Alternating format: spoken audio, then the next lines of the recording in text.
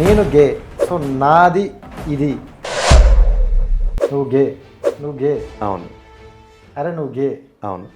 కోపం రాదా? ఎందుకండి? మగాడు సెక్స్ చేసుకోవడం ఏంటి? దరిద్రంగా లేదు, చెత్తగా లేదా? చి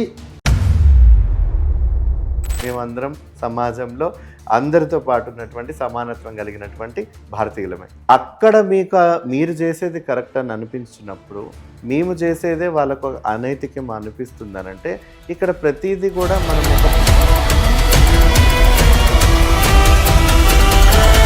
ఇద్దరు వ్యక్తులు కలిసి జీవించడానికి ఇక్కడ సమాజం యొక్క పర్మిషన్ ఎందుకు? వాత్సాయనుడు రాసిన కామసూత్రలో మేమెందుకున్నాం, ఇతిహాసాల్లో మేమెందుకున్నాం? పెళ్ళి చేసేసుకుంటారు ఒక అమ్మాయిని. సో పెళ్ళి చేసుకున్న తర్వాత ఆ అమ్మాయికి వీడి గే అని తెలుస్తుంది. వీడు చేసే తప్పు అమ్మాయి లైఫ్ నాశనం కదా. మీరు అన్నట్టుగా ముమ్మాటికి తప్పే, కానీ తప్ప అతనిది ఒక్కడిదేనా? సో నాతో పాటు హీరోయిన్ ఎస్తర్ గారు నటించారు అందులో. నేను ఆవిడ హస్బెండ్ క్యారెక్టర్ ప్లే చేశాను. సో ఎల్జిబిటి ఎలా అనిపిస్తుంది? ఒక సమస్య మీద చాలా క్లియర్గా చూపించినట్టు చూపిస్తే బాగుంటుంది సార్ అని చెప్పడం. సో దాన్ని ఆధారం చేసుకొని ఒక ట్రాన్స్జెండర్ స్టోరీ, ఒక గే స్టోరీ. ఏ విధమైనటువంటి మోహము, ఏమి కామము కలగనటువంటి ఒక అమ్మాయిని పెళ్లి చేసుకొని ఏ విధంగా తనతోటి జీవిత భాగస్వామిగా కొనసాగాలి అనేది ఒక ప్రశ్నకు ఎల్జిబిటి ఏ లీగల్ బ్యాటిల్లో డైరెక్టర్ గారు చూపించారు. సమాజంలో చిట్టు చివరి వ్యక్తికి కూడా న్యాయం జరగకపోతే ప్రజాస్వామ్యానికి సార్థకత లేదు యువర్ ఆనర్. నా కోసం నేను నిలబడ్డం, నాలాంటి వ్యక్తుల కోసం నిలబడ్డం వలన నేను చాలా అంటే చాలా జీవితాన్ని కోల్పోయాను. ఒక మాటలో చెప్పాలంటే జీవితాన్ని నేను కోల్పోయాను. Hi viewers, welcome to vibe with Rajesh. నేను మీ రాజేష్. సో ఈరోజు మనతో పాటు ఒక గెస్ట్ ఉన్నారు. సో ఈయన గురించి చెప్పాలంటే గతంలో కూడా నేను ఒక ఇంటర్వ్యూ చేశా, చాలా అంటే చాలా వైరల్ అయింది. అండ్ అంటే ఇలాంటి విషయాలు చెప్పుకునేదానికే చాలా సిగ్గుగా మొహమాటంగా పడే చాలామంది వ్యక్తులు ఉన్న ఈ సొసైటీలో ఇప్పుడు. బట్ నేను గే, సో నాది ఇది, నా ఫీలింగ్స్ ఇవి అని ఓపెన్గా చెప్తూ అండ్ కొంతమందికి ఇన్స్పైరింగ్గా ఉంటూ, సో చాలామంది సొసైటీలో ఫేస్ చేస్తున్న స్ట్రగుల్స్ అన్నీ కూడా తను కూడా స్ట్రగుల్ ఫేస్ చేసి వచ్చి అలాంటి వాళ్ళకి నేనున్నా అంటూ ధైర్యంగా ఉన్న వ్యక్తి. So Vishnuteja. So hi Vishnutej. Hello, ఎలా ఉన్నారు? బాగున్నానండి, మీరు ఎలా ఉన్నారు? సూపర్. అండ్ చాలా రోజులైంది. ఎస్. అండ్ రైట్, అంటే టాపిక్ మాట్లాడుకునే ముందు congrats first of all. Thank you అండి. సో అంటే విష్ణుతేజ ఫస్ట్ నాకు ఇంటర్వ్యూ ఇచ్చేటప్పుడు ఒక రేంజ్లో కనిపించాడు. సెకండ్ ఇంటర్వ్యూకి ఒక సినిమాలో, సో ఒక మూవీలో మీకంటూ ఒక మంచి పాత్రను సో వచ్చారు. అవును. సో ఎల్జిబిటి, సో ఎలా అనిపిస్తుంది? అంటే ఇప్పటికీ కూడా నమ్మకంగా లేదండి. ఎందుకనంటే యాజ్ అన్ యాక్టివిస్ట్గా, యాజ్ అ ఇండివిజువల్ వ్యక్తిగా, ఒక గేమెన్గా ఎవ్రీడే స్ట్రగుల్స్ ఉంటాయి. ఎవ్రీడే సొసైటీ తోటి, ఫ్యామిలీ తోటి, డిపార్ట్మెంట్స్, అన్ని గవర్నమెంట్ అందరితోటి ప్రతిరోజు కూడా మాదొక సంఘర్షణ. బట్ ఇట్లాంటి డే టు డే సిచ్యువేషన్లో సడన్గా డైరెక్టర్ పి సునీల్ కుమార్ రెడ్డి గారు అప్రోచ్ అవ్వడం, మేము దాదాపు కొన్ని సంవత్సరాల నుంచి ఈ స్టోరీస్ డిస్కస్ చేయడం. అంటే ఏ విధంగా ట్రాన్స్జెండర్ పర్సన్స్ ఉంటారు, లెస్బియన్స్ ఉంటారు, బైసెక్షువల్స్ ఏంటి, అసలు గేస్ ఎలా ఉంటారు, వాళ్ళు ఎవరు అని. జనరల్గా ఏంటంటే అంటే ఒక ట్రాన్స్జెండర్ వచ్చే మూవీస్ చాలా ఉన్నాయి. అవును. సో బట్ ఇందులో అన్నీ తీసుకొచ్చారు అనమాట. ట్రాన్స్జెండర్స్, గే, లెస్బియన్స్, అంటే అన్ని టాపిక్ని మనం ఈ మూవీలో చూపించాలంటే బ్యాక్ అండ్ వర్క్ అనేది చాలా ఎక్కువ ఉండాలి. అవును. ఎందుకంటే ప్రతి దాని మీద మనం ఏదో చూపించేసాం కదా, ట్రాన్స్జెండర్లు అంటే రోడ్డు పక్కన నిల్చుంటారు, గేలు అంటే బస్సుల్లో అలా అలా తిరుగుతారు, అంటే ఈ విధంగా చూపించేస్తే అది సినిమా కాదు కదా. సో ఈయన కూడా అంటే బిఫోర్ ఆయన మూవీస్ కూడా చూసుకుంటే ఇన్ డెప్త్గా ఉంటాయి ఏ క్యారెక్టర్ అయినా, ఏ మూవీ అయినా. సో దీన్ని పట్టుకోవడం కూడా కొంచెం డెప్త్గా పట్టుకున్నారని విన్నాం. అంటే జనరల్గా మీరు చాలా వర్క్ బిజీలో ఉంటారు. సో అలాంటి టైంలో కూడా 2 years మీరు వాళ్ళకి ఇవ్వడం కావచ్చు, మీతో స్పెండ్ చేయడం కావచ్చు. సో ఈ 2 yearsలో మీరేం నేర్చుకున్నారు, ఆయన ఏం తెలుసుకున్నారు? ఒకటి ఏంటంటే చాలా నేర్చుకున్నానండి డైరెక్టర్ గారి దగ్గర నుంచి. ఎందుకనంటే డే వన్ షూటింగ్ నుంచి ఈవెన్ ఈ రోజు వరకు కూడా ఆయనకుండే సహనం, ఎదుటి వ్యక్తులు వయసుతో తారతమ్యాలు లేకుండా ఆయన ఇచ్చేటువంటి గౌరవ మర్యాదలు. అంటే సునీల్ కుమార్ రెడ్డి గారు అని అంటే ఒక మార్క్. అంటే ఈవెన్ చాలా మీడియా ఇంటరాక్షన్స్లో కానీ చాలా చోట్ల కూడా ఆయనను అందరూ ఆయన ఒక మిరాకిల్, ఆయన తీసే సినిమాలన్నీ ప్రజలకి కనెక్ట్ అవుతూ ఉంటాయి, సోషల్ ఇష్యూస్గా ఉంటాయి అనేది చెప్పిన వ్యక్తులే. దాంతోపాటు ఆయన ప్రవర్తన యాజ్ ఎ డైరెక్టర్గా ఆయనకుండే మానవతా దృక్పథం, ఇవన్నీ నేను ప్రత్యేకంగా ఆయనతో అనుభవించినవి ఇవన్నీ కూడా. అయితే ఎప్పుడైతే స్టోరీ డిస్కషన్స్ అనుకున్నామో సార్ నేను ఏమనుకున్నామంటే, సార్ సొసైటీలో ట్రాన్స్జెండర్ వ్యక్తుల పట్ల సమాజానికి చాలా భిన్నమైన అభిప్రాయాలు ఉన్నాయి. వాళ్ళు నెగిటివ్ అభిప్రాయాలే చాలా ఎక్కువగా ఉన్నాయి. ఇదొకటి. రెండోది, చాలా మందికి ట్రాన్స్జెండర్స్కి గేకి ఒక వ్యత్యాసం అనేది తెలియదు. సో మన సినిమా ద్వారా ముందు అసలు ఒక పూర్తి ఒక ట్రాన్స్జెండర్ ఉమెన్ యొక్క పూర్తి జీవన విధానం, వాళ్ళ బాధలు, వాళ్ళ కష్టాలు, వాళ్ళ పోరాటాలు, వాళ్ళ హక్కులు, వీటి గురించి సినిమాని తీసుకొస్తూ, అదేవిధంగా సమాజంలో గే అంటే ఇప్పటి వరకు సినిమాల్లో చూపించినట్టుగా చాలా వెకిలిగా, చాలా వల్గర్గా, చాలా పర్వర్ట్గా అనేది కాకుండా అసలు ఒరిజినల్ గే పర్సన్ ఎలా ఉంటారు, వాళ్ళ లైఫ్ స్టైల్ ఎలా ఉంటుంది, వాళ్ళు అనుభవించే ఎన్నో సమస్యల్లో ఒక సమస్య మీద చాలా క్లియర్గా చూపిస్తే బాగుంటుంది సార్ అని చెప్పడం. సో దాన్ని ఆధారం చేసుకొని ఒక ట్రాన్స్జెండర్ స్టోరీ, ఒక గే స్టోరీ, రెండింటిని కూడా క్లబ్ చేసి ఎల్జీబీటీ లీగల్ బ్యాటిల్ అనేది సునీల్ కుమార్ రెడ్డి గారి దర్శకత్వంలో మన ముందుకు వచ్చింది. సూపర్. అంటే రెండు క్లియర్గా తీసుకెళ్ళి సూపర్. అండ్ మూవీ గురించి కొంచెం పక్కన పెడదాం. సో విష్ణు తేజ, నువ్వు గే అవును. అరే నువ్వు గే అవును. కోపం రాదా? ఎందుకండి? అంటే మొహం మీద అరే నువ్వు గే అంటే కోపం రాదా నీకు? సందర్భాన్ని బట్టి ఒక ఐడెంటిటీ, విజిబిలిటీ అక్కడ అవసరం. ఎందుకంటే ఇతర వ్యక్తులకు చాలా సందర్భాల్లో మేము ఈ ప్రమోషన్ క్యాంపెయిన్స్కి చాలా స్కూల్స్, కాలేజెస్ చాలా చోట్ల వెళ్ళాం, మీడియా ముందు కూడా ఉన్నాం. అంటే ఎప్పుడైతే ట్రాన్స్జెండర్స్ అంటే వాళ్ళ కళ్ళకు కనిపించే వ్యక్తులు కాబట్టి చూడగానే వాళ్ళకి అర్థమవుతుంది, తెలిసిపోతుంది. కాబట్టి నేను ప్యాంట్ షర్ట్ మీద చాలా మ్యాన్లీగా నుంచొని ఐఎమ్ గే అని అంటే ప్రతి ఒక్కరికి కూడా ఒక సెకండ్ పార్ట్ అని ఒకటి వచ్చేస్తుంది. ఏం మాట్లాడుతున్నాడు, ఇదేంటి ఇంత బాగున్నాడు, ఇంత పొడుగ్గా ఉన్నాడు, అందంగా ఉన్నాడు, ఈ అబ్బాయి గే అంటున్నాడు ఏంటి అనేది ఒక కన్ఫ్యూజన్ వచ్చేస్తుంది. సో అక్కడ లేదండి, నేను నిజంగానే గేనే, బట్ నా మనసు, నా అట్రాక్షన్స్ ఇంకొక అబ్బాయి మీద ఉంటాయి అనేది మళ్ళీ వాళ్ళకి విడమర్చి చెప్తే కానీ ఓహో నాలో కూడా ఈ ఫీలింగ్స్ ఇవన్నీ ఉంటాయి కదా అని వాళ్ళకి తెలియదు. లేకపోతే నార్మల్ ఒక అబ్బాయికి నాకు వాళ్ళు చూసి పెద్దగా ఏం డిఫరెన్స్ అనుకోరు. సో గే అని అంటేనే ఎవరు ఈ గే అని అంటే ఇంకొక అబ్బాయిని ఇష్టపడుతూ ఉంటారు. సో సాధారణంగా సమాజం అందరూ బిలీవ్ చేసేదంటే అబ్బాయి అమ్మాయిలకు అట్రాక్ట్ అవుతుంటాడు కదా, ఈ అబ్బాయి అబ్బాయిలకు అట్రాక్ట్ అవుతున్నాడు, ఓహో అందుకే ఈ అబ్బాయి గే అని చెప్తున్నాడు ముందే. బికాస్ విజిబిలిటీ వచ్చినప్పుడు ఒక సమాజానికి ఒక వర్గమైనటువంటి వ్యక్తులకు మనం పరిచయం చేసుకోవాలనుకున్నప్పుడు నన్ను చూస్తే వాళ్ళకి కనిపించట్లేదు అనిపించున్నటువంటి సందర్భంలో నేను గే అని చెప్పుకోవాల్సిన పరిస్థితి తప్పకుండా ఉంటుంది. దానికి నాకు ఎటువంటి సిగ్గు, అసహ్యం ఇవన్నీ ఏం లేవు. ఎందుకంటే అవన్నీ కూడా చిన్నప్పటి నుంచి ఇప్పటి వరకు అవన్నీ దాటుకొని వచ్చాం కాబట్టి పెద్దగా ఇప్పుడు అంత ఇబ్బందిగా అనిపించట్లేదు. రైట్. అంటే చాలామందికి మీరు ఆ గేకి ట్రాన్స్జెండర్కి తేడా ఏంటని మేము సినిమాలో చూపించాము. బట్ సినిమాలో చూపించారు, కొంతమంది థియేటర్ వరకు వెళ్తారు.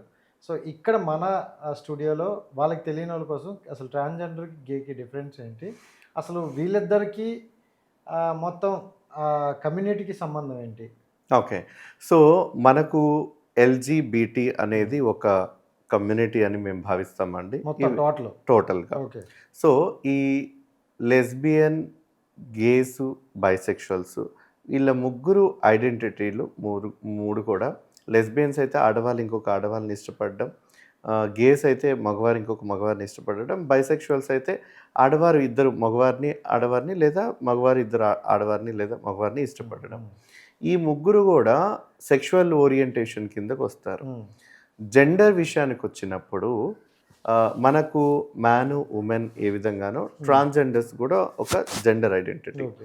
ఈ ట్రాన్స్జెండర్లో కూడా మళ్ళీ మగపిల్లవాడి నుంచి ఆడపిల్లగా మారిన వ్యక్తుల్ని ట్రాన్స్ మెన్ అంటారు. ఓకే. అలాగే ఆడపిల్ల నుంచి మగ వ్యక్తిగా మారిన వారిని ట్రాన్స్ మెన్ అంటారు. Hmm. ఇలా మారకుండా ఇంకా ఏ జెండర్ అనేది తెలుసుకోకుండా ఉన్నటి వాళ్ళని జెండర్ నాన్ కన్ఫార్మింగ్ అంటారు. Hmm. కొంతమంది నాకు ఏ జెండర్తో నాకు సంబంధం లేదు, నాకు ఏ జెండర్ నాకు ఆపాదించకండి అన్న వ్యక్తుల్ని అజెండా అంటారు. సో ఇదొక విభిన్నమైనటువంటి మానవ శరీరంలో ఉన్నటువంటి వివిధ అంశాలన్నమాట. ఇవి కేవలం ఆడ మగ వాళ్ళిద్దరి మధ్య ప్రేమ, పెళ్ళి, సెక్స్, ఒక జీవితం అని మన సొసైటీ ఏదైతే బిలీవ్ చేస్తూ ఉందో, ఈ ఇతర ఐడెంటిటీస్ కూడా ఉన్నారు. వీళ్ళందరూ కూడా ఒక మైనారిటీ కింద ఉన్నటువంటి వ్యక్తులు, మెజారిటీలో వీళ్ళు కనిపించకపోవచ్చు అన్నది ఒక దృక్పథంతో ఎల్జిబిటిక్యూ మూమెంట్ అనేది ప్రపంచవ్యాప్తంగా జూన్ నెల ప్రైడ్ మంత్లో అన్ని దేశాలలో కూడా, చాలా వరకు దేశాల్లో హక్కుల్ని ప్రపంచమంతా వినిపించేలాగా వాళ్ళు agitations, fighting movements, pride parades ఇవన్నీ చేస్తూ ఉంటారనమాట అస్తిత్వాన్ని కాపాడుకోవడానికి. సో ఓవరాల్గా ఎల్జిబిటి అంటే అదొక కుటుంబం, అదొక సముదాయం అనిగా మేము భావిస్తాం. అంటే జనరల్గా కొన్ని పాత సినిమాల్లో ఏంటంటే ఇలా జంబలక్కడ పంబ అంటూ, అంటే ఆడవాళ్ళు మగవాళ్ళు ఆడవాళ్ళ చెప్పడం, అండ్ వీరబ్రహ్మేంద్ర స్వామి గారు ఒక చెప్పేటప్పుడు కూడా ఇలా మారుతారు అని చెప్పడం. ఇప్పుడున్న ప్రస్తుత సొసైటీలో ఎక్కువగా అంటే అమ్మాయిలా మారడం, సో అమ్మాయిలా బిహేవ్ చేయడం, చాలామంది ట్రాన్స్ ఉమెన్లా మారడం ఎక్కువ మంది జరుగుతుంది. సో అంటే దీనికి కారణం ఏంటని ఎవరైనా కనుక్కున్నారా? ఎందుకంటే ప్రతి ఒక్కరికి కూడా ఏదో ఒక హార్మోన్ ప్రాబ్లమ్స్ వల్ల ఇలా వస్తాయి, కానీ కొంతమందికి వాళ్ళని చూస్తున్నప్పుడు వీళ్ళు బిహేవ్ చేస్తున్న కొద్దీ వాళ్ళు కూడా అలా అలా మారాలి అనుకుంటారు అనమాట. సో మీరు ఎప్పుడైనా అనుకున్నారా, ఎక్కడైనా ఈ టాపిక్ మీద మాట్లాడుకున్నారా? అసలు ఎక్కడి నుండి స్టార్ట్ అవుతుంది పాయింట్ అని? ఒకటేంటంటే 140 కోట్ల భారతదేశంలో మేము ఒక 1% ఉంటామేమో. ఆ 1% కన్నా ఇంకా తక్కువే, 1 కోటి లేదా ఒక 50 లక్షలు మంది ఉంటామేమో. ఈ 1 కోటి లేదా 50 లక్షలు ఉన్నటువంటి చిన్న జనాభా లెక్కకే మిగతా దాదాపు 139 కోట్ల మంది దాకా ఎందుకు మేమంటే ఒక భయం, ఎందుకు మేమంటే ఒక అసహ్యం, ఎందుకు మేమంటే ఒక చీదరింపు, ఎందుకు మేమంటే వాళ్ళకొక ఉలికిపాటు అనేది అర్థం కాదు. మీరు చెప్పింది నేను బయట నుంచి నేను తీసుకొని రాను, ఇప్పటి వరకు మీరు చెప్పింది. వీరబ్రహ్మేంద్రం గారి గురించి చెప్పారు, పోతులూరి వీరబ్రహ్మ. ఆయన ఎప్పటి కాలం వారు, కాలజ్ఞానం రాసి ఎప్పుడో కదా. అక్కడ వ్యక్తులు లేదా మన సినిమాల నుంచి మొదలు పెడితే జంబలకిడి పంబ, లేకపోతే చిల్లర కొట్టు చిట్టమ్మ, ఇక్కడలో ఉన్నటువంటి దగ్గర నుంచి నిన్న మొన్న వచ్చిన ఈ ఓంబిం బుష్ ఇవన్నీ వచ్చినాయి, చాలా సినిమాల్లో వచ్చాయి, కాంచన, ఇవన్నీ కూడా రకరకాల సినిమాలు వచ్చాయి.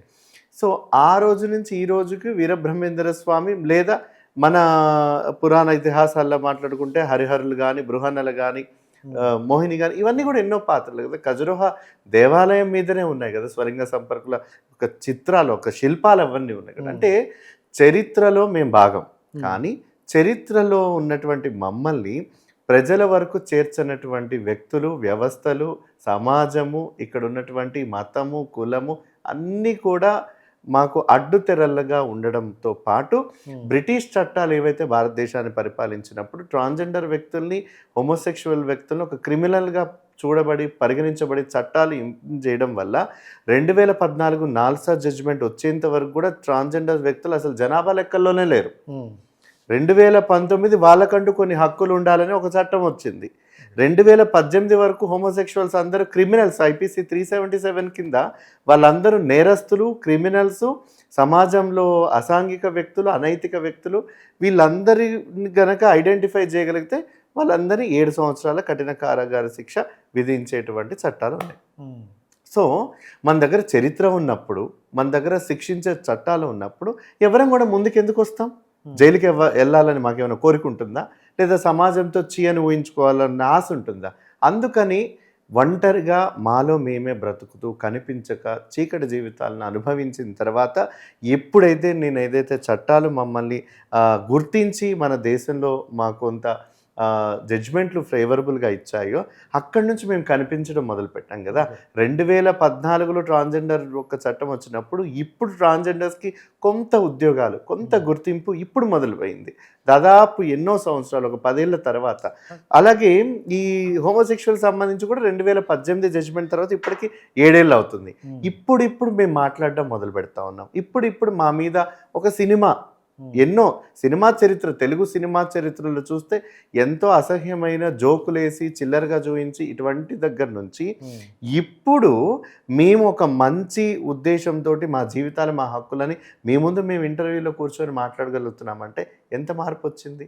ఈ మార్పు అంతా సమాజం నుంచి వచ్చింది కాదు, చట్టాలు అర్థం చేసుకోబట్టి, గవర్నమెంట్ కొంత అర్థం చేసుకోబట్టి ఇవంతా వచ్చింది. సో ఖచ్చితంగా మార్పు అనేది నెమ్మదిగా వస్తూ ఉంది. విజిబిలిటీ మనందరికీ కావాలి. అంటే అన్ని అస్తిత్వాలు కలిగినటువంటి మనుషులు మనమే కాదు, ఆడ మగ కాదు, ఎన్నో వ్యక్తులు ఉన్నారు. కేవలం ఆడ మగ వ్యక్తులు కాదు ప్రేమించుకొని పెళ్లి చేసుకునేది, ఎందరో వ్యక్తులు ఉన్నారనేది ఇప్పుడు తెలుస్తుంది. కానీ మేము సమాజంలో అనైతిక వ్యక్తులం అనేది కాదు, మేమందరం సమాజంలో అందరితో పాటు ఉన్నటువంటి సమానత్వం కలిగినటువంటి భారతీయులమే. Yes, super. అంటే నువ్వు చెప్పేది బాగానే ఉంది, అంటే నీ వరకు నువ్వు బాగానే మాట్లాడుతున్నావు, నీ సొసైటీలో నీ చుట్టుపక్కల ఉన్న మనుషుల వరకు గుడ్ అవ్వచ్చేమో. బట్ కొంతమంది అరే చెప్పుకుంటే ఫ్యామిలీ వాళ్ళు ఏమంటారో, రిలేటివ్స్ ఏమంటారో, ఫ్రెండ్స్ ఏమంటారో, అసలు ఇది అంటే ఈ టాపిక్ మాట్లాడుతుంటేనే ఒక అసహ్యం అనేటట్లు ఉండేదన్నమాట. సో చెప్పుకోలేక చాలామంది తనలో తాను స్ట్రగుల్ అయిన వాళ్ళు చాలామంది ఉంటారు. సో మీకు అలాంటి, అంటే ఎందుకంటే మీరు గే యాక్టివిస్ట్ కాబట్టి ప్రతి ఒక్కరిని కాంటాక్ట్ అవుతుంటారు, వాళ్ళతో మాట్లాడుతుంటారు. సో అలా ఎవరైనా అనుకుంటారా? 99% మా వాళ్ళు బయటికి రారు. ఎందుకనంటే కుటుంబం, సమాజం, పరువు, అన్నదమ్ములు, అక్క చెల్లెళ్ళు, అమ్మ నాన్న, ఆరోగ్యం అనారోగ్యం, చుట్టూ వ్యవస్థ, ఫ్రెండ్స్, పనిచేసే చోట అంతటా కూడా నిలువెల్లా వివక్ష నిండిపోయినటువంటి సమాజంలో, వివక్షతతో ఉన్నటువంటి సమాజంలో, హేట్రెడ్నెస్ ఉన్నటువంటి సమాజంలో ఓపెన్ అప్ అవ్వడానికి ఎంత ధైర్యం ఎక్కడి నుంచి వస్తుందండి? రాదు. సో ఇటువంటి సందర్భంలోనే అటు సమాజం నుంచి వచ్చేటువంటి ప్రెషర్ వల్ల, తల్లిదండ్రుల నుంచి వచ్చే ప్రెషర్ వల్ల ఒక గే మగవాడు ఒక అట్రాక్షన్ లేనటువంటి, ఇష్టం లేనటువంటి, ఏ విధమైనటువంటి మోహము, ఏమి కామము కలగనటువంటి ఒక అమ్మాయిని పెళ్లి చేసుకొని ఏ విధంగా తనతోటి జీవిత భాగస్వామిగా కొనసాగాలి అనేది ఒక ప్రశ్నకు ఎల్జీబీటీ ఏ లీగల్ బ్యాటిల్లో డైరెక్టర్ గారు చూపించారు. సో నాతో పాటు హీరోయిన్ ఎస్తర్ గారు నటించారు అందులో. నేను ఆవిడ హస్బెండ్ క్యారెక్టర్ ప్లే చేశాను. ఒక గే మగవాడు ఒక అమ్మాయిని పెళ్లి చేసుకుంటే ఎలా ఉంటుంది, తన ఇబ్బందులు ఏంటి అనేదాన్ని. సో ఈ సినిమాలో డైరెక్టర్ గారు కొంత చూపించే ప్రయత్నం చేశారు, కొంత హక్కుల గురించి మాట్లాడే ప్రయత్నం చేశారు. నిజంగా ఆయన ప్రయత్నానికి హ్యాట్స్ ఆఫ్. అండ్ అంటే ఎస్తర్ గారు చూసుకుంటే చాలా సినిమాలు చేశారు. సో ఆవిడ ఏ క్యారెక్టర్ ఇచ్చినా పరకాయ ప్రవేశం చేసేస్తారు అనమాట. సో ఎలా అనిపించింది ఆవిడతో వర్క్ ఎక్స్పీరియన్స్? ఆవిడ చాలా సీనియర్ యాక్ట్రెస్ అండి. అండ్ దెన్ మేము ఒక 5-6 రోజులు షూటింగ్లో మేము కలుసుకున్నాం. చాలా సింపుల్ వ్యక్తి, చాలా హంబుల్ వ్యక్తి. అసలు ఈ విషయాలన్నీ తెలిస్తే కూడా చాలా ఎంత సానుకూలంగా స్పందించి, చాలా లవబుల్గా వారు మమ్మల్ని ట్రీట్ చేసి, ఈవెన్ తనతోటి నేను చేసిన చాలా కొంత ఇంటిమేట్ సీన్స్లో కూడా ఆవిడ చాలా కంఫర్టబుల్గా, చాలా అంటే చాలా కంఫర్టబుల్గా ఉండడం నాకు చాలా హ్యాపీ అనిపించింది. బట్ ఈవెన్ దో ఆ సీన్స్ అనేవి నా క్యారెక్టర్కి అదొక డిస్కంఫర్ట్ని చూపిస్తుంది కానీ, బట్ యాజ్ సెట్ నుంచి బయటకు వస్తే ఆవిడ అసలు నాతో చాలా బాగున్నారండి. It's real I'm happy. Then ఇప్పుడు ఎలా ఉంది లైఫ్ అంటే ఎవ్రీడే స్ట్రగుల్. అది నడుస్తూనే ఉంటుంది. Yes, everyday struggle. అంటే జనరల్గా ఇప్పుడు అమ్మాయిగా మారడం కోసం, అంటే ట్రాన్స్జెండర్ అనేవారు ఎక్కువగా అమ్మాయి మారడం కోసం వాళ్ళు బెగ్గింగ్ చేసుకుంటూ లేకపోతే ఏదో చేసుకుంటూ డబ్బులు సంపాదించుకుంటూ, సో వాళ్ళు తను ఆపరేషన్ సర్జరీ చేసుకుంటూ ఇలా చేస్తుంటారు. సో ఇప్పుడు ఈ గే అనే ఈ కాన్సెప్ట్ ఏదుందో వాళ్ళ అల్టిమేట్ వాళ్ళ గోల్ ఏంటి, అసలు ఏమనుకుంటారు? ఎందుకంటే ఒక్కొక్కరికి ఒక టైప్ ఆఫ్ కోరికలు ఉంటాయి. వాళ్ళకి ఏంటంటే నేను అమ్మాయిలాగే పూర్తిగా మారాలి, సో నేను అమ్మాయిలాగే ఉండాలి, పెళ్లి చేసుకోవాలి, నాకంటూ ఒక ఫ్యామిలీ ఉండాలి అని అనుకుంటారు అనమాట. సో మీరేమనుకుంటారు? చాలా మంచి ప్రశ్న వేశారు. సో మాకేంటి అంటే, మాకు మనసుకు నచ్చినటువంటి వ్యక్తి ఎవరంటే సేమ్ సెక్స్ పార్ట్నర్, ఇంకొక మగ వ్యక్తి. అదే వ్యక్తితోటి మేము కలిసి సహజీవనమైనా లేదా కలిసి పెళ్లి చేసుకొనైనా, మేమిద్దరం పెళ్లి చేసుకున్నట్లయితే ఇద్దరు మగవాళ్ళు, మా ఇద్దరికి పిల్లలు పుట్టరు కాబట్టి మేము ఎవరినైనా దత్తత తీసుకొని ఒక కుటుంబంగా, ఇద్దరు నాన్నలే, ఆ ఇద్దరు హస్బెండ్ వర్సెస్ హస్బెండ్, అదేవిధంగా ఫాదర్ వర్సెస్ ఫాదర్, ఒక పేరెంటింగ్ దాంట్లో మేము కూడా పిల్లల్ని అడాప్ట్ చేసుకొని మాకంటూ ఒక కుటుంబ వ్యవస్థను క్రియేట్ చేసుకొని వాళ్ళ బాగోగులు చూసుకుంటూ మేము కూడా వాళ్ళకి ఫాదర్వుడ్ని ఇస్తూ ఒక మదర్వుడ్ని ఇస్తూ, సో ఒక ఒక ఆ బయట ఏదైతే సాధారణ కుటుంబంగా గడపాలని ఒక స్త్రీ ఒక పురుషుడు కాంక్షిస్తారో అదేవిధంగా మేము కూడా ఉండాలి. సో ఆ విధంగానే మాకు బ్రతకాలి అనేది మాకు ఒక ఇష్టం అండి. సో దీంట్లో మేము కోరుకునే హక్కులు ఏంటంటే, ఇద్దరు వ్యక్తులు కలిసి జీవించడానికి ఇక్కడ సమాజం యొక్క పర్మిషన్ ఎందుకు అనేది మా మొదటి ప్రశ్న. తర్వాత ఒకవేళ నేను తను పార్ట్నర్స్ అయినప్పుడు, సేమ్ సెక్స్ పార్ట్నర్స్ అయినప్పుడు మాకు ఇన్సూరెన్సెస్లు కానీ, మాకు మెడికల్ ఇన్సూరెన్స్లు కానీ, మా ఇద్దరి పైన జాయింట్ అకౌంట్లు కానీ, మాకు వచ్చే ప్రాపర్టీలు కానీ, ఇవన్నిటినీ కూడా చట్టాల రూపంలో చేస్తున్నట్లయితే మాకు కూడా ఒక చట్టబద్ధత వస్తుంది. సో దాన్ని బట్టి సమాజంలో ఇంకా బాధ్యత గల పౌరులుగా ఉంటూ, ఇంకా బాధ్యత గల కుటుంబ వ్యక్తులుగా ఉంటూ సమాజంలో మేము కూడా అంతే స్వేచ్ఛగా, అంతే గౌరవంగా బ్రతకడానికి అవకాశం ఉంటుంది. సో ఒక ఫ్యామిలీ అంటే కేవలం అమ్మ నాన్న, అమ్మమ్మ తాతయ్య, పిల్లలు, మనవళ్ళు మనవరాలే కాకుండా ఇద్దరు అబ్బాయిలు ఇద్దరు అమ్మాయిలు కూడా ఫ్యామిలీని ఏర్పాటు చేసుకోవచ్చు, ఇద్దరు ఒక కలిసి ఉండొచ్చు అనేది ఒక జీవిత హక్కు. Right to live, right to life అనేది రైట్ టు ఫ్రీడమ్. ఇది అనేది అటు ఎవరు మనకిచ్చింది కాదుగా. మనకు ఎప్పుడైతే కాన్స్టిట్యూషన్ మొదలైనప్పటి నుంచి కూడా ఆ రోజు నుంచి ఈ దేశంలో ఉన్న ప్రతి పౌరుడికి అవన్నీ దక్కుతాయి సమానంగా. ఒకరు ఇచ్చేది కాదు, ఒకరు లాక్కునేది కాదు, ఒకరు అడుక్కునేది కాదు. కానీ ఇక్కడ పరిస్థితి ఏంటంటే మేము అడుక్కోవాల్సి వస్తుంది, దానికోసం మేము పోరాటం చేయాల్సి వస్తుంది. సో ఇది ఒక వ్యత్యాసం. సో మాకంటూ ఒక జీవితాన్ని, ఒక గౌరవప్రదమైనటువంటి జీవితాన్ని మేము అనుభవించడానికి, గౌరవంగా సమాజంలో గర్వంగా బ్రతకడానికి సో మేము కూడా మాకు హక్కులు కావాలని మేము కోరుకుంటున్నాం. నార్మల్గా మీతో నేను ట్రావెల్ అయినప్పుడు ఎలా ఉందంటే, నాకు ప్రతి వర్డ్ కూడా చాలా బ్యూటిఫుల్గా చెప్తుంటారు, అంటే ఎక్స్ప్లెయిన్ చేస్తారు నీట్గా. ఇది ఇలా ఉంటుంది, ఇది అంటే మాకంటూ మీకున్న హక్కులు కావచ్చు, మీకున్న ఫీలింగ్స్ కావచ్చు, నీట్గా ఎక్స్ప్లెయిన్ చేస్తారు. బట్ ఇప్పుడు మీరు ఎక్స్ప్లెయిన్ చేసేదంతా కూడా చాలా బాగుంది, బట్ జరుగుతుందా? ఎన్ని ఇయర్స్? సో ఒకవేళ జరిగితే ఎన్ని ఇయర్స్కి? అంటే ఒకటి చాలా గర్వంగా చెప్పచ్చు, మన దగ్గర అప్పటికీ వ్యతిరేకించే ప్రభుత్వాలు ఉన్నాయి, ఇప్పుడు మేము అందరం స్వాగతిస్తామన్న ప్రభుత్వాలన్నీ కూడా అపోజిషన్లో ఉన్నాయి. చాలామంది జాతీయ పార్టీలన్నీ మేనిఫెస్టోలో పెట్టారు ఎల్జీబీటీక్యూ, ప్రతి ఒక్కరికి మేము అధికారంలో వచ్చిన తర్వాత చేస్తాం. అది చాలా వరకు పార్టీలు, రాష్ట్రాలలో ఉన్నటువంటి పార్టీలన్నీ కూడా కొంత ఇంప్రూవ్ చేసుకుంటూ వచ్చాయి. హైదరాబాద్లో, మన తెలంగాణలో ఎల్జీబీటీక్యూ ప్రొటెక్షన్ సెల్ అనేది అడిషనల్ డీజీపీ గారి ఆఫీస్లో ఉంది. ఏ హోమోసెక్షువల్స్ వచ్చినా, లెస్బియన్స్ వచ్చినా, గేస్ వచ్చినా, ట్రాన్స్జెండర్స్ ఎవరు వచ్చినా, ఈ రాష్ట్రంలో మాకు ఎక్కడ అన్యాయం జరిగినా కానీ తెలంగాణ రాష్ట్ర ప్రభుత్వం, పోలీస్ శాఖ ఒక డిపార్ట్మెంట్ పెట్టడం, అదేవిధంగా ట్రాన్స్జెండర్ వ్యక్తులకు ఉద్యోగాలు కల్పిస్తూ ఉండడం, అంటే మార్పు మొదలయ్యింది. కొంత మార్పు మొదలైంది. అసలు ఉంటామా బ్రతుకుతామా మనల్ని తీసుకొని జైల్లోకి వేస్తారా అని అనుకున్నటువంటి పరిస్థితుల్లో 2018లో మేము పోరాటం మొదలుపెట్టిన 2012, 13 అప్పటి నుంచి 2009 నుంచి పోరాటం ఢిల్లీ హైకోర్టులో మొదలుపెట్టిన దగ్గర నుంచి 2018కి పెద్ద ఏం కాదు. స్త్రీ సమానత్వం కోసం ఇప్పటికీ 75 ఏళ్ళ స్వతంత్ర భారతదేశంలో ఇంకా ఇంకా ఇంకా ఇంకా సమానత్వం కోసం పోరాడుతున్నప్పుడు నాకు తెలిసి అతి తక్కువ కాలంలోనే మేము మా అస్తిత్వాన్ని మేము గుర్తించే విధంగా మేము పోరాటాలు చేసుకున్నాం, చట్టసభల్లో కానీ కోర్టుల్లో కానీ. సో కోర్టు మమ్మల్ని గుర్తించింది. చట్టసభలు ఉభయ మనకు పార్లమెంట్ కానీ, మన రాజ్యసభ, లోక్సభ ఇవి గుర్తించాలి అని అంటే వీళ్ళకేంటి మనం గుర్తించేది, వీళ్ళకి అసలు ఎందుకు ఈ గుర్తింపు అన్న దగ్గరే ఇంకా ఆగిపోయింది. సో అది ప్రభుత్వానికి ఒక ఆసక్తి లేకపోవడం, లేదా ప్రభుత్వంలో ఉన్నటువంటి చట్టసభల్లో ఉన్నటువంటి పార్లమెంటేరియన్స్కి, మెజారిటీ ఆఫ్ ద పార్లమెంటేరియన్స్కి మా పట్ల ఆసక్తి లేకపోవడం, అవసరం లేదని ఫీలింగ్లో ఉండడం వరకు మేము ఆగిపోయాం. కానీ ఇప్పటికి కూడా వచ్చిన హక్కుల్ని మేమేం కాలరాయమండి, వాళ్ళకు బ్రతికే హక్కులు ఉన్నాయి, వాళ్ళని అలాగే బ్రతకనిద్దాం. కానీ వాళ్ళు కోరుకుంటున్నటువంటి మ్యారేజ్ రైట్స్ కానీ, అడాప్షన్ కానీ, లేకపోతే ప్రాపర్టీ రైట్స్ కానీ, ఇవన్నీ రావాలి అంటే ఆల్రెడీ ఒక మగ వ్యక్తులకు సంబంధించి ఉన్నటువంటి చట్టాలలో వీళ్ళని తీసుకెళ్ళి ఇరికించలేము. సో వీళ్ళ కోసం ఒక కమిటీ వేసి ప్రత్యేకంగా వీళ్ళకు చట్టాలు రాసుకుంటూ రావాలి. అందుకు ప్రభుత్వానికి కూడా చాలా డౌట్స్ ఉన్నాయి.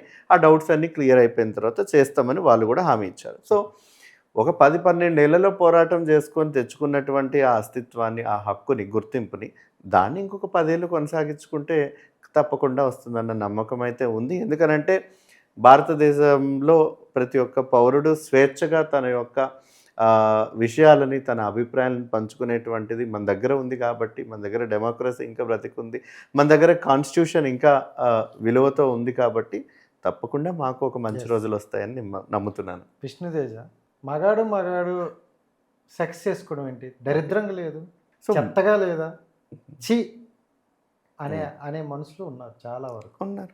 సో ఇప్పుడు నేను ఇక్కడ మాట్లాడుకొని మీరు నేను ఇక్కడ మాట్లాడుకొని కొంచెం చెప్పేది అది చూడలేని వాళ్ళకి చాలామంది ఉంటారు. సో అంటే ఇప్పుడు జనరల్గా మనం వెళ్ళి ఇలా అబ్బాయి ఇలా సెక్స్ చేసుకుంటాడంట అని అంటే అదేం దరిద్రం అంటారు. సో అలాంటివి మీ మొహం మీద అనే రోజులు చాలా వరకు ఉన్నాయి. సో ఎలా ఫేస్ చేశారు ఏంటి వాళ్ళు చెప్పిన? ఇప్పుడు ఇదే సమాజంలో అందరం బ్రతికే ఉన్నాం. చాలా వరకు మనకు టీవీలో, న్యూస్ల్లో కేసులు వింటూనే ఉంటాం.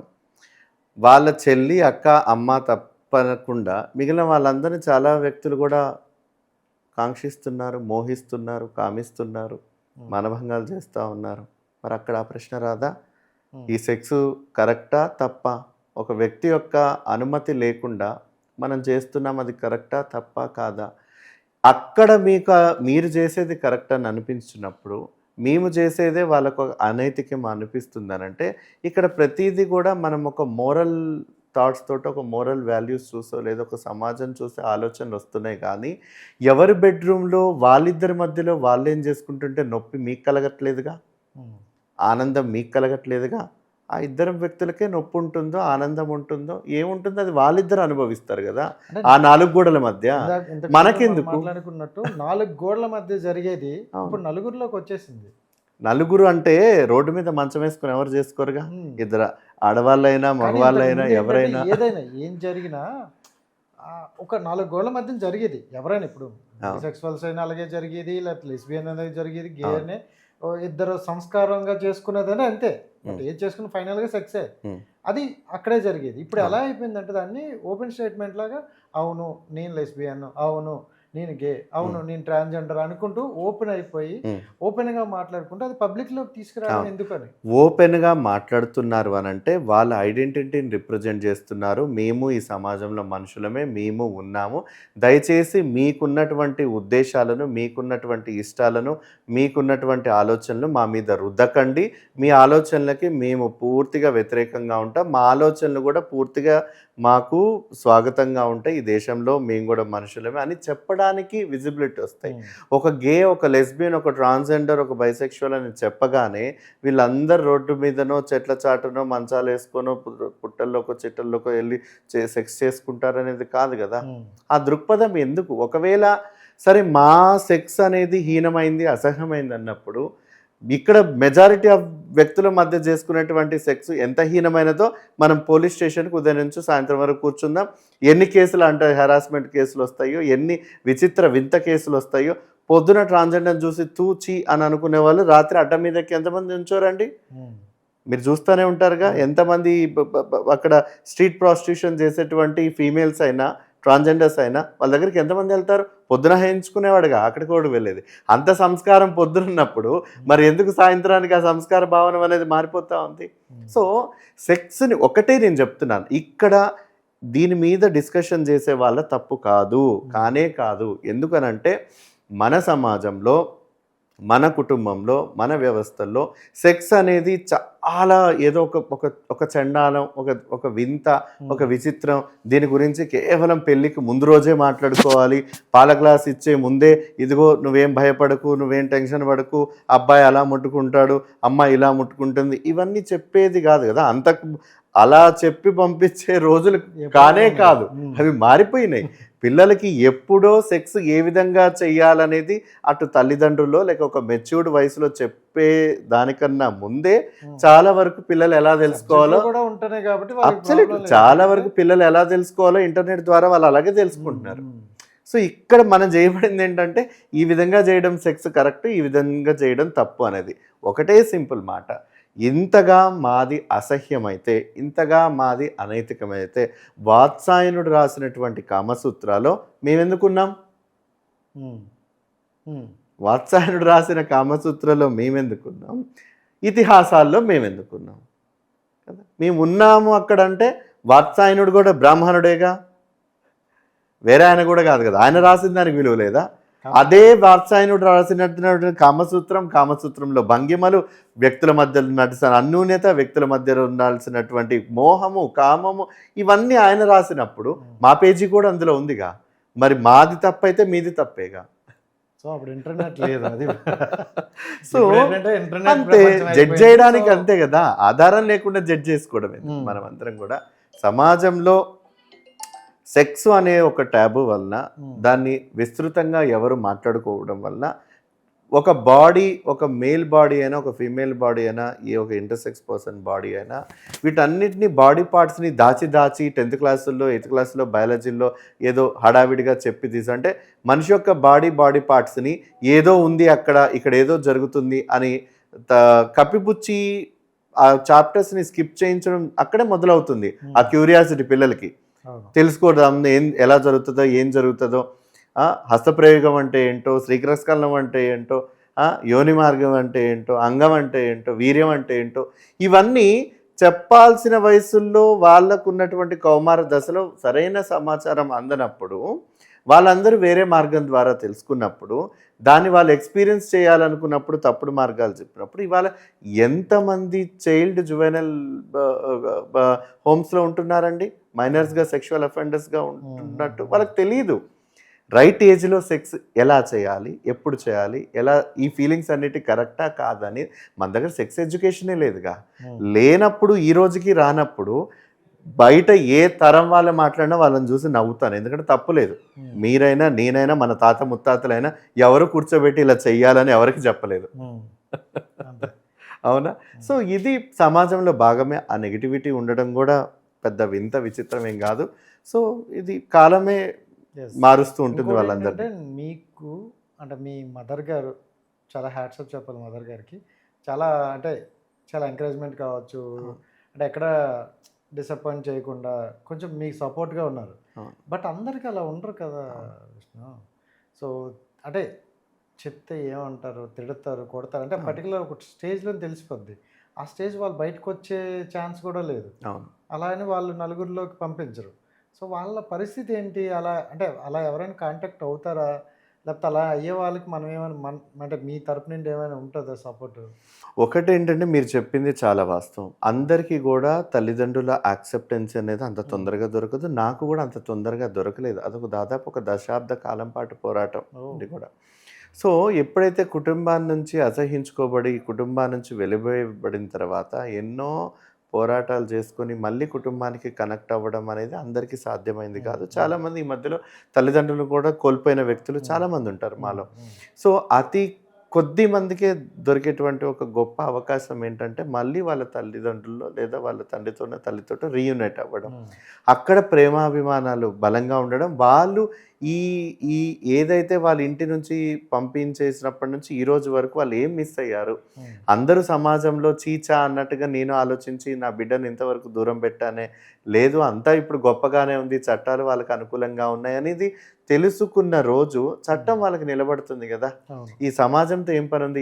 ఎవరు బిల్లులు కట్టరు, ఎవరు అప్పులు తీర్చరు, ఎవరు కోరికలు నెరవేర్చరు. అలాంటప్పుడు మన బిడ్డలు మన పిల్లలు చదువుకొని కష్టపడి సంపాదించి మనకు పెడుతూ ఉన్నప్పుడు చూస్తూ ఉన్నప్పుడు వేరే వాళ్ళ అభిప్రాయాలు వేరే వాళ్ళ ఒకటువంటి సిద్ధాంతాలు ఎందుకు మన పిల్లల మీద రుద్దాలన్నటువంటి అవగాహన ఇప్పుడిప్పుడు వస్తుంది. చాలామంది తల్లిదండ్రులు బయటకు వస్తున్నారు, వాళ్ళందరూ కూడా ఒక పేరెంట్స్ ఆర్గనైజేషన్గా ఫామ్ అవుతున్నారు. ఓపెన్ అప్ అయినటువంటి తల్లిదండ్రులు అందరూ కూడా ఒక సమూహంగా ఒక కమ్యూనిటీగా పేరెంట్స్ గ్రూప్గా మారి ఎవరైతే బయటికి రావాలనుకుంటున్నారో తల్లిదండ్రులు చెప్పాలనుకుంటున్నారో వాళ్ళందరికీ కూడా సపోర్ట్ సిస్టమ్గా ఉంటుంది. చాలా స్వచ్ఛంద సంస్థలు మా ఎల్జిబిటీ కమ్యూనిటీ మీద దేశవ్యాప్తంగా ప్రతి రాష్ట్రంలో ఉన్నాయి. వాటికి హెల్ప్ లైన్ నెంబర్స్ ఉంటాయి. ఎవరైనా మానసికంగా ఇబ్బంది పడుతున్నప్పుడు, డిప్రెషన్లో ఉన్నప్పుడు, ఇంటి నుంచి బయటకు వేయబడినప్పుడు ఇక్కడ అన్నిటిని కూడా ఆదుకోవడానికి నేను నాతో పాటు ఎందరో యాక్టివిస్టులు ఉన్నారు, ఎన్నో సంస్థలు ఉన్నాయి.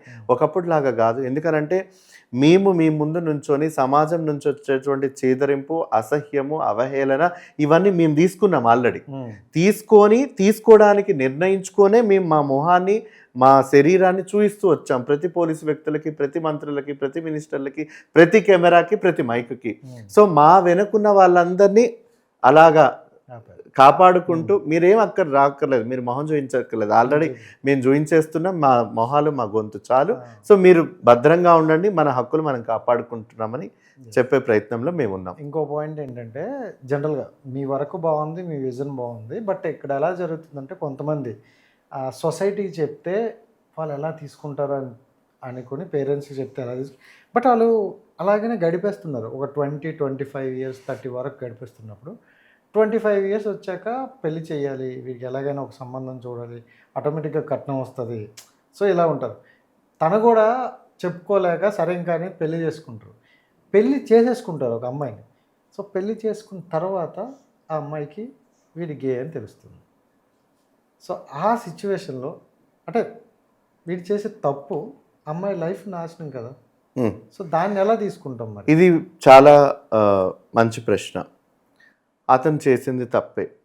ఒక తెలియని వ్యక్తి ఒక అమ్మాయి జీవితంలోకి ప్రవేశించి పెళ్లి చేసుకొని కట్న కానుకల తర్వాత విషయం వెళ్ళినప్పుడు అమ్మాయిని జీవితాన్ని నాశనం చేయడం మీరు అన్నట్టుగా ముమ్మాటికి తప్పే. కానీ తప్ప అతనిది ఒక్కడిదేనా? నాకు ఇష్టం లేదు అని చెప్పిన వాళ్ళలో తల్లిదండ్రులు ఏం చేస్తారు?